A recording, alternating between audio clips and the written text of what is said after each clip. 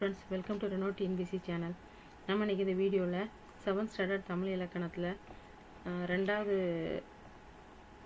யூனிட்ல உள்ள ஓரெழுத்து ஒரு மொழி பகுபதம் பகபதம் இது பத்தி பார்க்க போறோம். இது செகண்ட் டேர்ம் புக் 7th ஸ்டாண்டர்ட்ல. சரி, இப்போ வீடியோக்குள்ள போறதுக்கு முன்னால நம்ம சேனல் சப்ஸ்கிரைப் பண்ணாங்க சப்ஸ்கிரைப் பண்ணுங்க. இந்த வீடியோல ஏதாவது டவுட் இருந்தாலும் கமெண்ட் பண்ணுங்க. சரி, இப்போ ஃபர்ஸ்ட் டாபிக் என்ன? ஓரெழுத்து ஒரு மொழி, அதுக்கப்புறம் பகுபதம் பகாபதம். ஃபர்ஸ்ட் ஓரெழுத்து ஒரு மொழினா என்னன்னு பார்ப்போம். ஓரெழுத்து ஒரு மொழினா ஒரு எழுத்து பொருள் தந்துன்னா அது ஓரெழுத்து ஒரு மொழி.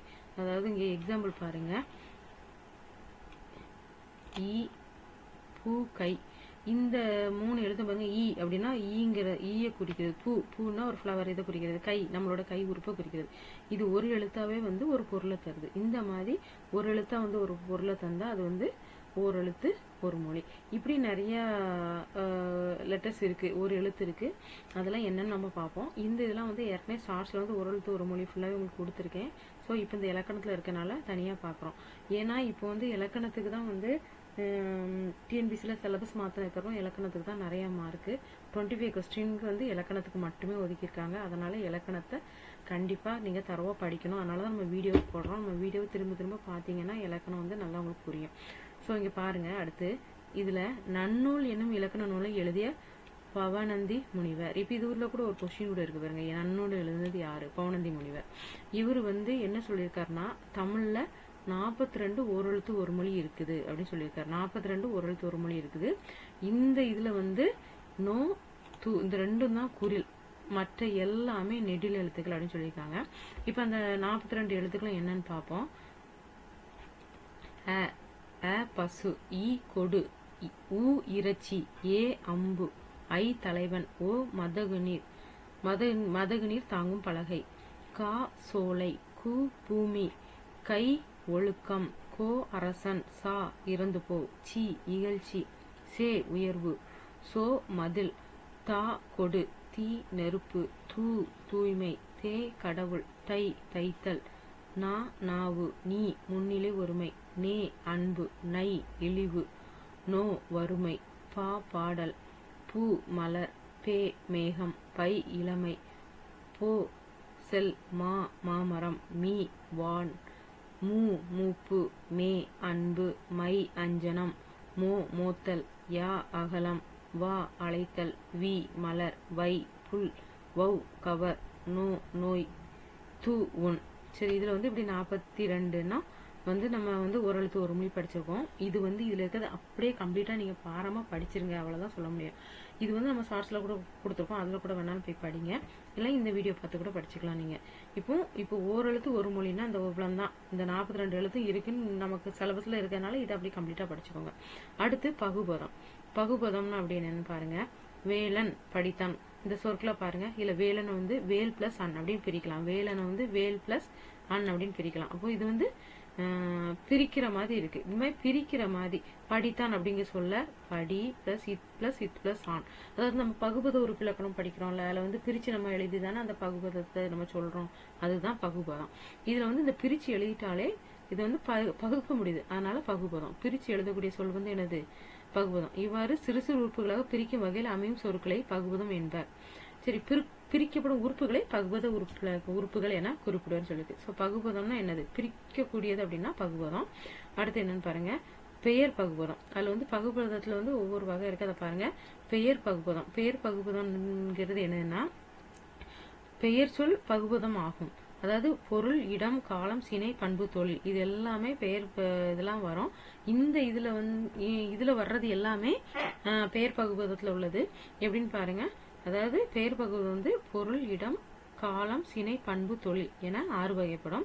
இதுல ஒன்னொன்னுக்கும் எடுத்துக்காட்டு கொடுத்துருக்காங்க பாருங்க. பொருள் பொன்னன், பொன்னன், பொன் பிளஸ் அன். அதை பிரிக்க முடியுதுல்ல நம்மளால, அதுதான் இது பொருள் பகுபதம் எடுத்துக்காட்டு. அடுத்து இடம். இடம் நாடன், நாடு பிளஸ் அன், நாடன். இது இடத்துக்கு எடுத்துக்காட்டு. அடுத்து காலம் சித்திரையான், சித்திரை பிளஸ் ஆன். சினை கண்ணன், கண் பிளஸ் அன். பண்பு இனியன், இனிமை பிளஸ் அன். தொழில் உழவன், அதாவது உழவு பிளஸ் அன். இந்த வார்த்தைகள் எல்லாம் நம்மளால பிரிக்க முடியுது. இதுதான் எழுது பெயர் பகுபதம். பெயர் பகுபதம் 6 வகைப்படும். இந்த 6 வகை இந்த எடுத்துக்காட்டை கரெக்டா படிச்சுக்கோங்க. இதுல இருக்க எடுத்துக்காட்டை தான் மேக்ஸிமம் கொஸ்டின்ல கேட்கவே செய்வாங்க. அதனால இதுல உள்ள எடுத்துக்காட்டை சரியா படிச்சுக்கோங்க. அடுத்து வினை பகுபதம். இப்ப பெயர் பகுபதத்துக்கு அடுத்து வினை பகுபதம்னு என்னன்னு பார்ப்போம். வினை பகுபதம் வந்து பகுபதமாக அமையும் வினைச்சொல் வினை பகுபதம் ஆகும். அதாவது உண்கிறான், உண்கிறான்ங்கிறது ஒரு வினைச்சொல், ஒரு வினையை குறிக்கிறது. இது வந்து உன் பிளஸ் கின்று பிளஸ் ஆண் அப்படின்னு பிரிக்குது. இது வந்து என்னது வினை பகுபதம்.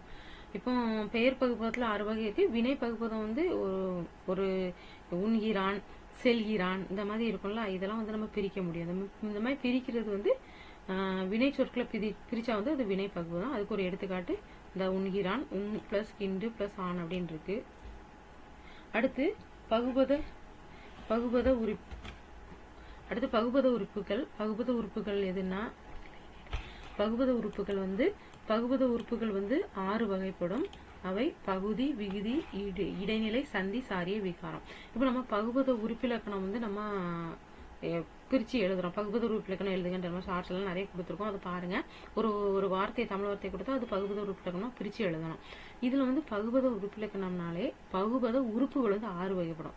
எதுனா பகுதி, விகுதி, இடைநிலை, சந்தி, சாரிய, விகாரம். இந்த 6 வந்து பகுபத உறுப்புகள். இப்போ அது எது என்னன்னு பார்ப்போம். ஃபர்ஸ்ட் பகுபதத்தில் முதலில் அமைந்துள்ள முதன்மையான பொருளை தருவது பகுதியாகும். இது கட்டளை வகை அமையும். அதாவது எப்படின்னா வேர்ச்சொல், அந்த மாதிரி வேர்ச்சொல்னாதே கட்டளை தான் வேர்ச்சொல். அப்போ ஒரு வார்த்தையில பகுதி அப்படிங்கிறது நம்ம பிரிச்சு எழுதும் போது முதன்மையான பொருளை தருவதுதான் பகுதி ஆகும். இது கட்டளை அமையும். அதாவது வந்தான் அப்படின்னா வா பிளஸ் அப்படின்னு வரும். அப்ப வாங்கிறது ஒரு கட்டளை, அது வந்து வேர்ச்சொல், அதுதான் பகுதி. அடுத்து வந்து பகுபதில் இடையில் அமைந்து திணை, பால், எண், இடம் ஆகியவற்றையோ முற்று எச்சம் ஆகியவற்றையோ காட்டுவது விகுதியாகும். இதுல வந்து இது கீழே எக்ஸாம்பிள் இருக்கு. நான் வந்து அந்த எக்ஸாம்பிள சொல்லும் போது உங்களுக்கு நல்லா புரியும் பாருங்க. இப்ப பகுதிங்கிறது ஃபர்ஸ்ட் முதன்மையான பொருள். அடுத்து பகுபதத்தில் இடையில வந்து விகுதி அப்படிங்கிறது பகுபதத்தின் இறுதியில் அமையும், கடைசியில வருது. பகுதிங்கிறது ஃபர்ஸ்ட் வருது, விகுதிங்கிறது கடைசியில வருது. அதோட திணை, பால், எண், இடம் ஆகியவற்றையோ முற்று எச்சம் ஆகியவற்றையோ காட்டுவது விகுதின்னு சொல்லியிருக்கு. அடுத்து பகுதிக்கும் விகுதிக்கும் இடையில அமைந்து காலம் அல்லது பகுதிக்கும் விகுதிக்கும் இடையில அமைந்து காலம் அல்லது எதிர்மறை காட்டுவது இடைநிலை ஆகும். பகுதிக்கும் விகுதிக்கும் வந்து காலத்தை காட்டுறதா வந்து என்னது இடைநிலை. அடுத்து பகுதிக்கும் இடைநிலைக்கும் இடைபெறும் மெய்யெழுத்து சந்தி. சந்தினா கண்டிப்பா மெய்யெழுத்து, அதாவது புள்ளி வச்ச எழுத்தாதான் இருக்கும் சந்தி. அது என்னன்னு பாத்துக்கோங்க. பகுதிக்கும் இடைநிலைக்கும் இடையே ஒரு புள்ளி வச்ச எழுத்து வரும், அதுதான் சந்தி. அடுத்து பெரும்பாலும் இடைநிலைக்கும் விகுதிக்கும் இடையே இடைபெறும் அசைச்சொல் சாரியை. சந்தி சாரியை சில இடத்துல வந்து சந்தி சாரியை இருக்காது, மூணாவே பிரிக்கிற மாதிரி இருக்கும். ஆனா பெரிய வார்த்தைன்னா கண்டிப்பா சந்தி சாரிகள் வரும்.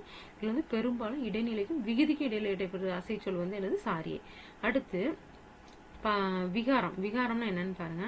பகுதி, சந்தி, இடைநிலை முதலில் ஏற்படும் மாற்றம் விகாரம். அந்த பகுதி வந்து அப்படியே வராம, அந்த எழுத்தாவே வராம அது மாறி வந்துச்சு அப்படின்னா, பகுதியோ சந்தியோ இடைநிலை மாறி வந்துச்சுன்னா அது விகாரம் எனப்படும். எடுத்துக்காட்டு, இதுல வந்து இந்த விகாரத்துக்கு தான் ஒரு எடுத்துக்காட்டு கொடுத்திருக்காங்க பாருங்க. அதாவது மொத்தத்துல எப்படி பிரிக்கணுங்கிறது இதுல பாத்துடலாம். வந்தனன். வந்தனன் வந்து எப்படி வருதுன்னா வா பிளஸ் இத்து பிளஸ் இத்து பிளஸ் அன் பிளஸ் அன். இப்ப இதுல வந்து வந்தனன்னா வே அப்படிதான் வரணும். இந்த வே வந்து வாவா மாறி இருக்கு. வா அதுல பிராக்கெட்ல வா போட்டு வே கொடுத்துருக்காங்களா. அடுத்து இத்து பிளஸ், அதாவது இந்து. இந்த இடத்துல வந்து இந்த இந்து தான் இத்தா மாறி இருக்கு. இந்த இடத்துல வே தான் வாவா மாறி இருக்கு. பிரிச்சு எழுதும்போது வா பிளஸ் இத்து பிளஸ் இத்து பிளஸ் அன் பிளஸ் அன். இதுல வந்து வா அது வந்து ஒரு கட்டளையா இருக்கா, அது ஒரு வேர்ச்சொல். இதோட வேர்ச்சொல்லே இதுதான். வா அப்படிங்கிறது பகுதி. இந்த இடத்துல பகுதி வந்து வா வந்து வேவா மாறி இருக்கு. அப்போ பகுதி வந்து இது இந்த இடத்துல பாருங்க, இது ஒரு விகாரம். பகுதி வந்து வேங்கிறது வாவா குறுகி இருக்கிறது வந்து விகாரம். அடுத்து இத்து, அங்க வந்து வந்தனன்ல அடுத்து இந்து தான் இருக்கு. ஆனா அந்த இந்து வந்து இத்தா மாறி இருக்கு பிரிச்சு எழுதும்போது. சோ இத்து வந்து சந்தி. ஆக்சுவலா பிரிச்சு எழுதும்போது இத்து தான் வரும், அது சேர்த்து எழுதும்போது இந்த மாறி இருக்கு, அது இந்துன்னு திரிஞ்சிருக்கு, அதனால இது வந்து விகாரம். இதே மாதிரி இந்த பகுதியிலயுமே வான் இருக்குது, வேன்னு குறுகி இருக்கு. வா பிளஸ் இத்து தான். சோ அது வே இந்தன இன் வந்தனன் இருக்கு. அப்ப அதுவும் குறுகி இருக்கு. இதுல வந்து இந்த வா வந்து வேவா குறுகி இருப்ப விகாரம். இங்க வந்து இத்து வந்து இந்தா தெரிந்து இருப்பது, இதுலயும் விகாரம். அந்த ரெண்டு விகாரம் இருக்கு. அடுத்த இத்து வந்து இறந்த கால இடைநிலை. இப்ப இடைநிலைனா என்னது, பெரும்பாலும் இடைநிலை என்ன சொல்லியிருக்காங்க, இடைநிலை பாருங்க. இடைநிலைங்கிறது வந்து காலம் அல்லது எதிர்மறையை காட்டுவதுன்னு போட்டிருக்கு. அப்போ காலத்தை வந்து இதுல வந்து வந்தனன்னா என்னது, இது முடிஞ்சு போனது. அப்போ அந்த இத்து வந்து இறந்த காலம், இதுதான் காலத்தை காட்டுது. இந்த இத்து வந்து காலத்தை காட்டுது. ஸோ இத்து வந்து என்னது, இறந்த கால இடைநிலை. அடுத்து வந்து சாரியை அப்படிங்கிறது எதுக்கு அடுத்து வரும் அப்படின்ட்டு இருக்கும் பாருங்க. அதாவது இடைநிலைக்கும் விகுதிக்கும் இடையில இதுதான் இடைநிலை. அடுத்து விகுதி இங்க வந்துருது. அப்ப இடையில வர்றது வந்து என்னது, சாரியை. அடுத்து வந்து விகுதி வந்து கண்டிப்பா என்ன சொல்லியிருக்காங்க, 2வது தான் போட்டிருக்காங்க பாருங்க. விகுதி வந்து திணை பால், அதாவது ஆண்பாலா பெண்பாலா இதெல்லாம் குறிக்குன்னு சொல்லியிருக்கு. இங்க வந்து வந்தனன். ஸோ வந்து இது ஒரு ஆணை குறிக்குது. வந்தனல் அப்படின்னா அது ஒரு பெண்ணை குறிக்கும். ஸோ இது வந்து வந்தனன் அப்படிங்கறதுனால ஆணை குறிக்கி. அப்போ அப்படின்னா அப்படின்னா பெண்பால் வினைமுற்று விகுதி. இது அப்படிங்கறதுனால ஆண்பால் வினைமுற்று விகுதி. இந்த பகுபத உறுப்பிலக்கணம் வந்து ரொம்ப ஈஸி பார்த்துக்கோங்க. இந்த 4 பாயிண்டையும் மேல இருக்க 4 பாயிண்டையும் தெரிஞ்சுக்கிட்டீங்கன்னா போதும். அழகா வந்து நீங்க பகுபதம் உறுப்பிலக்கணம் அழகா பிரிச்சு எழுதிடலாம். இதை வந்து படிக்கிற பிள்ளைங்களும் ரொம்ப கஷ்டமா தான் ஃபீல் பண்றாங்க. இது அப்படியெல்லாம் கிடையாது, ஈஸி தான். எதுக்கு அடுத்து எது வரும், எதுக்கு இடையில எது வரும் அப்படின்னு தெரிஞ்சுட்டாலே போதும். பகுதி விகுதி பிரிச்சுட்டு உடையில என்னென்ன வரும்னு தெரிஞ்சுட்டாலே போதும். இந்த வந்தனன்கதான் அழகா பிரிச்சுன்னு சொல்லியிருக்காங்க. அதை நான் உங்களுக்கு அழகா எக்ஸ்பிளைன் பண்ணியிருக்கேன். இது உங்களுக்கு புரியும்னு நினைக்கிறேன். ஸோ அடுத்த இது என்னன்னு பாருங்க, பகாபதம். இப்போ பகுபதத்தை பற்றி பார்த்தாச்சு. அடுத்து பகாபதம்னா பிரிக்க முடியாது. அதாவது மரம், கழனி, எழுது இந்த சொற்களை பாருங்க. இதை வந்து பிரிச்சு எழுத முடியாது. பெயர் பகுபதம் அப்படிங்க, மரம்னா பெயர் தான். ஆனா அந்த இதை பிரிச்சு எழுத முடியுமா பாருங்க, பிரிச்சு எழுத முடியாது. இந்த மாதிரி பிரிச்சு எழுத முடியாத சொற்கள் தான் வந்து எழுது பகாபதம். அதாவது இதுல வந்து இந்த பகாபதம் வந்து 4 வகைப்படும். பெயர், வினை, இடை, உரி, இப்படி 4 வகைப்படும். 4 வகை சொற்களிலும் பகாபதம் உண்டு அப்படின்னு சொல்லியிருக்காங்க. பகாபதம் வந்து பெயர் பகாபதம், வினை பகாபதம், இடை பகாபதம், உரி பகாபதம் 4 வகைப்படும். பெயர் பகாபதம் எப்படி பாருங்க, நிலம், நீர், நெருப்பு, காற்று. இந்த எக்ஸாம்பிள் நம்ம ஷார்ட்ஸ்ல கூட கொடுத்துருக்கேன், அங்கேயும் பாருங்க போயிட்டு. அடுத்து வினை பகாபதம் வந்து நட, வா, படி, வாழ். இதுல ஒரு வார்த்தை கொடுத்து உங்களுக்கு வந்து எக்ஸாம்ல கேட்டாலும் சொல்ல தெரியணும் இது என்ன பகாபதம் அப்படின்னு சொல்லிட்டு. இந்த 4 பகாபதத்துல இதுல ஏதாவது ஒரு வார்த்தை கொடுத்து 4 பகாபதத்தையும் ஆப்ஷன்ல கொடுத்துருவாங்க. அப்போ நீங்க வந்து உங்களுக்கு இது என்ன பகாபதம்னு சொல்ல தெரியணும். மொத்தத்துல பகாபதம் அப்படின்னாலே பிரிக்க முடியாம இருக்கிறது தான் பகாபதம். இந்த பகாபதம் 4 வகைப்படும். 1 பெயர் பகாபதம், வினை பகாபதம், இடை பகாபதம், உரி பகாபதம். இப்ப இதுல இருந்து பெயர் பகாபதம் பெயர் வரும். அந்த பெயரை பிரிக்க முடியாது. நிலம், நீர், காற்று, நெருப்பு இதெல்லாம் வந்து பெயர் பகாபதம். இதை பிரிக்கவே முடியாது. அடுத்து வினை பகாபதம். வினை பண்ணா ஒரு வினை குறிக்கும், ஆனால் அது பிரிக்க முடியாது. நட, வா, படி, வாழ். ஏன்னா இது வேர் சொல்லாவே வருது, அதனால இதை கண்டிப்பா பிரிக்க முடியாது. இப்போ மந்தனன் அப்படிங்கும்போது பிரிக்க முடியும். அது வந்து வினை பகுபதம். இது வந்து வினை பகாபதம். நட, வா, படி, வாழ். அடுத்து இந்த இடை பகாபதம் பாருங்க. இதெல்லாம் கண்டிப்பா நமக்கு தெரியவே செய்யுது. படிச்சாதான் நம்ம மற்ற ஏதாவது ஆன்சர் பண்ணலாம். இது படிச்சாதான் ஆன்சர் பண்ண முடியும். மண், கொல், தில், போல் இதெல்லாம் வந்து என்னது, இடை பகாபதம். இந்த 4 வார்த்தையும் படிச்சு வச்சுக்கோங்க. ஏன்னா புக்ல இருக்க இதே தான் கண்டிப்பா எக்ஸாம்ல கேட்பாங்க. புதுசா ஒன்றும் கண்டுபிடிச்சு கேட்க போறது இல்லை. அதனால இந்த எக்ஸாம்பிள் அப்படி படிச்சுக்கோங்க. அடுத்து உரி பகாபதம். உரு, தவ, நனி, களி. இது வந்து உரி பகாபதம் நிறைய பேருக்கு தெரியும். ஆனா இடை பகாபதம் கொஞ்சம் டவுட்டா இருந்தது, அதையும் படிச்சுக்கோங்க. இடை பகாபதம் மண், கொல், தில், போல். அடுத்து உரி பகாபதம் வந்து உரு, தவ, நனி, களி.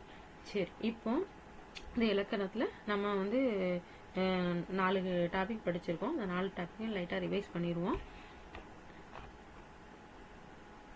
ஃபர்ஸ்ட் ஓரெழுத்து ஒரு மொழி. ஓரெழுத்து ஒரு மொழினா ஒரு எழுத்து வந்து ஒரு பொருள் தருவதுதான் ஓரெழுத்து ஒரு மொழி. இது வந்து 42 எண்ணம் இருக்கு. இது இந்த 42 எண்ணம் இருக்குன்னு சொல்லிட்டு நன்னூல் இலக்கணத்துல பவானந்தி முனிவர் சொல்லியிருக்காரு. இப்ப இந்த 42ஐயும் நீங்க படிச்சுக்கோங்க. அடுத்து வந்து பகுபதம்னா ஒரு வார்த்தையை நம்ம வந்து பிரிச்சு எழுதுறது, பகுக்க முடியும்னா அது பகுபதம். அதுல வந்து பகுபதத்துல வந்து பகுபதம் வந்து 6 வகைப்படுத்துவோம். 6 வகையா வகைப்படுத்தலாம்னு சொல்லியிருக்காங்க. பொருள், இடம், காலம், சினை, பண்பு, தொழில். இதுல என்ன எக்ஸாம்பிள் கொடுத்துருக்கு, அதை எப்படி பிரிச்சு எழுதிருக்குன்னு இதை படிச்சுக்கோங்க. அடுத்து வினை பகுபதம் வந்து வினை சொல்ல வந்து பிரிச்சு எழுதுறது வந்து வினை பகுபதம். அடுத்து பகுபத உறுப்புகள், என்னென்ன உறுப்புகள் உண்டு, பகுதி, விகுதி, இடைநிலை, சந்தி, சாரிய, விகாரம். இது என்னென்னு பாத்துக்கிட்டீங்கன்னா நீங்க வந்து எப்படி இந்த வந்தனன் பிரிச்சு எழுதிருக்கலாம், அந்த மாதிரி எப்படி பிரிச்சு எழுதலாம் அப்படின்ட்டு பேசிக்கலாவே படிச்சுக்கோங்க. எந்த வார்த்தை கொடுத்தாலும் உங்களால பிரிச்சு எழுத முடியும், அந்த அளவுக்கு நீங்க படிச்சுக்கலாம்.